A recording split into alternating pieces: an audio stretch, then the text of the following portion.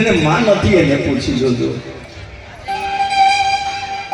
ને કદાચ તમને કોઈ એવું પાત્ર ન મળે ને તો ધરમપુર અને ધરમપુરની બાજુમાં સરસિયા ખેરગામની બાજુમાં સરસિયા 180 આદિવાસી વિદ્યાર્થીઓ 180 આદિવાસી વિદ્યાર્થીઓ મા બાપ વગરના પરિવાર વગરના આજે મારી આશ્રમ શાળામાં ભણી રહ્યા છે। મારા બાપ જીવનમાં આવીને પૂછી જોજો કે મા બાપની મહત્તા શું હોય છે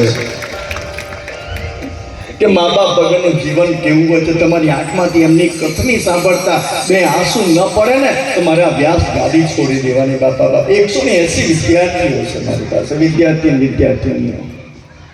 બિન ગ્રાન્ટેડ સ્કૂલ। 1 મહિનાનો પગાર ₹1.25 લાખ છે સ્કૂલનો ખર્ચ, મારો પગાર ખાલી રહેવાનો, જમવાનો, કપડા લત્તા, ભણવાનો, પૈણાવા સુધીની જવાબદારી દીકરા દીકરીઓની। પણ હું નથી કરતો, મારો ભગવાન કરે છે। બસ મને તો ખાલી નિમિત્ત બનાવે છે મારા બાપથી।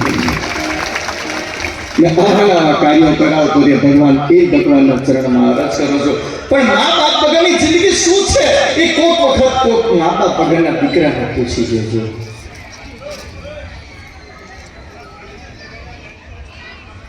અને માનું પ્રાગટ્ય થયું છે અને માનું પ્રાગટ્ય થયું, માને અરજ કરી છે કે માં પ્રેમ દ્રષ્ટિ તું વરસાવી દે સમસ્ત ભક્તો પર।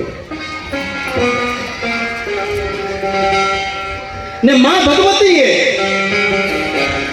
સુંદર બાળકીનું સ્વરૂપ ધારણ કરી લીધું। હિમાલય ને મેના રાણીને ત્યાં ને બાળકીનું સ્વરૂપ ધારણ કરી લીધું।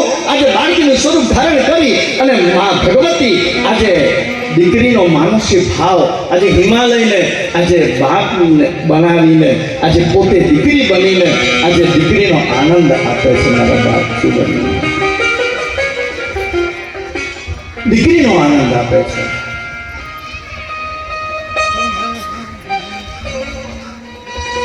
ધીરે ધીરે માં પાર્વતી આજે એનું નામ પાર્વતી એવું ધર્યું છે। અને ધીરે ધીરે માં પાર્વતી આજે મોટી થાય છે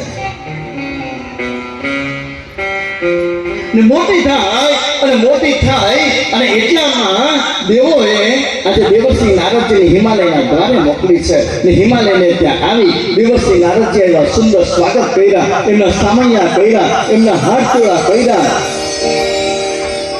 અને પાર્વતીને આજે હિમાલયે અને મેના રાણીએ આજે દેવર્ષિ નારદજી પાસે લાવી અને દેવર્ષિ નારદજીને કીધું છે કે મારી દીકરીના ભવિષ્ય કહો ને કે મારી દીકરીનું ભવિષ્ય કેવું છે।